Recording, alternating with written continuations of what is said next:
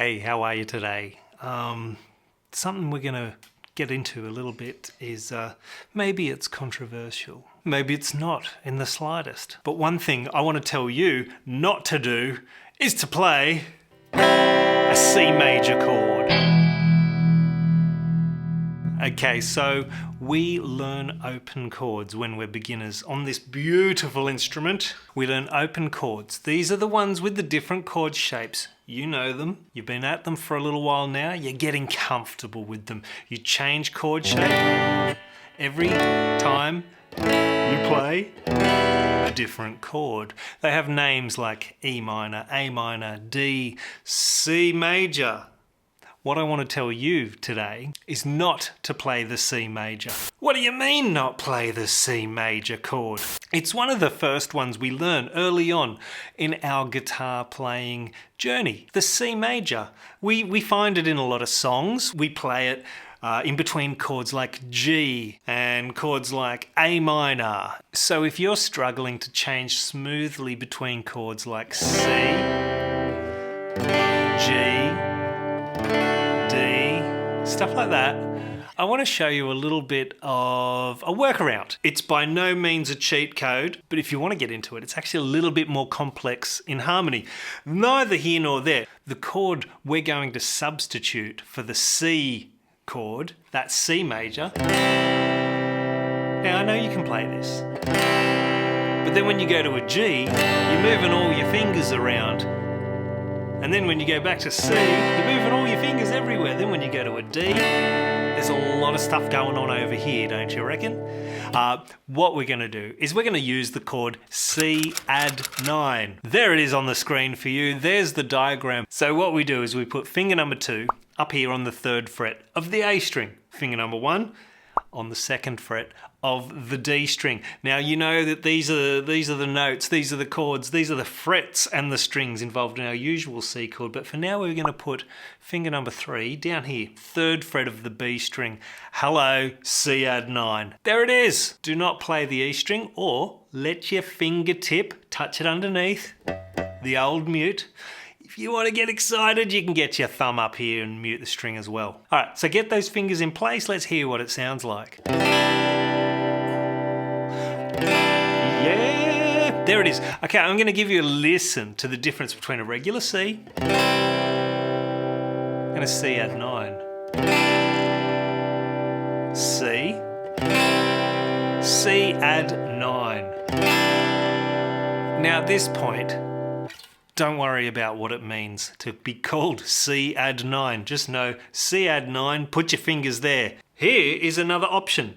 Put your pinky down the bottom on the 3rd fret, below this finger here, on the high E. And you get that note in there too. C add 9, optional pinky off, optional pinky on. Both of them are a C add 9 chord. What I want you to think about when you're playing chords is the context. We don't play a chord in isolation. You know, we don't play C or C add 9 and then nothing else. We always play a chord before it and a chord after it, unless it's the very first chord of the song or the very last chord of the song. I'm going to give us 2 chords to think about. We're going to sandwich these together. Sandwich them together. The C will be the meat in the sandwich. The C add 9 will be the ham and cheese and tomato in the grilled cheese sandwich. So the chord that we're going to start with for this is a G. You know your G chord. It's pretty similar, if you have a look here, to your C add 9. 2nd finger up on the 3rd fret, 1st finger on the 2nd fret, open, open, fret 3, fret 3. I want you to use 2 fingers here, okay? Can you do that for me, please? Finger 3 on fret 3, pinky on fret 3. I know sometimes you've probably played a G chord with just 3 fingers like this. I want you to get used to doing it with these 2 fingers down the bottom. Both of them are a G chord though, so don't worry about that. Let's play that G. Let's smoothly change to a C add 9. These 2 don't even move. These 2 stay in that sort of configuration and just move to the strings below each one.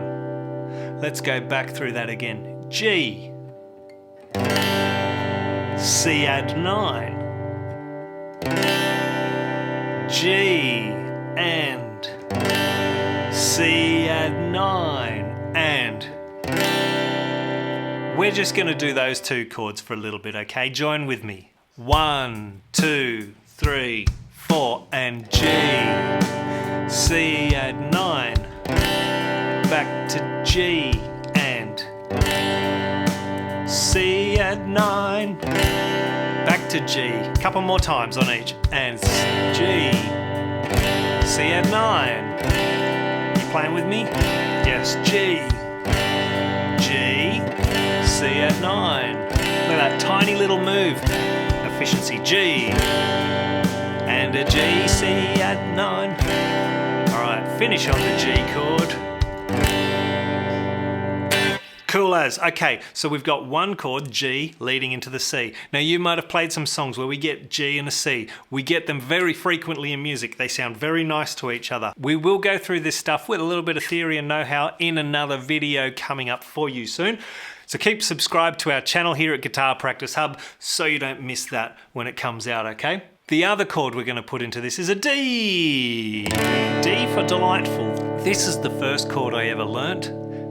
A friend of mine called Carl, back when I was younger, he showed me, he said, put your finger here, put it here, go like that. And then he said, I think that's called a D. From humble beginnings, we all begin, don't we? The D chord. Finger 1, finger 2, finger 3. Little triangle shape here. The chord diagram's on the screen. D. Okay, take note. This finger here on the 3rd fret, you might say, hey, hang about. That's the finger that was there when I did my C add 9 chord. You see where we're going with this, right? D. Keep this finger on the string, all right? Like super glue it to the string. These two just lift up gently and pivot around that 3rd finger, up the top here, back to your C add 9. This one stays there, pivot around there. Minimize your movement. Can you do that for me? C add 9. D. You might notice I'm not putting the pinky on here, that's cool. You can put it on there. C add 9. Take it off for the D. Okay, so let's play through those two chords. We're going to play D, C add 9 for a few rounds, okay? 1, 2, 3, and a D we go. D, C add 9, let's go. Oh, it sounds good. Back to D, C add 9, and a couple more on that. D, pivot around this finger here, C add 9. Start to move your fingers a little bit before you have to strum it. Helps you stay in time. Oh, back to D. Now we're going to do C add 9 with the pinky. Back to the D. C add 9 with the pinky. Sounds good. 2 strums each chord. D and a D. C add 9. D. D. C add 9. Finish on the D. Alright, really good. We got the bread of the G. We got the other bread of the D. I got the meat in the sandwich, the C add 9. We're going to just throw in those 3 chords together. I want you to play this with me. These are frequently found in songs, 3 nice chords that sound really cool when played one after the other. But for now, it's all about chord shapes and good sounds. So we're going to play this chord progression. G, C add 9, D, so on and so forth. Let's go. 1, 2, 3, 4, and G, C add 9, and a D chord, and a D chord, G, pivot on this finger, G, there it is, C add 9, and a D chord twice. When we go back to G, keep that finger there. Have you noticed that finger doesn't go anywhere? C add 9. Makes it a lot nicer, doesn't it? D. And a D. G chord, let's go twice. C add 9. D, 1, 2. D again. Alright, we're going to mix it up here. Stick with me. C add 9. C add 9. Back to the D. And a 1, 2, C, then a G, and C add 9, and a G, and a D. Once more on the D. G and then a C, G, 2 and a 3, C add 9, and a G, C add 9, and a D.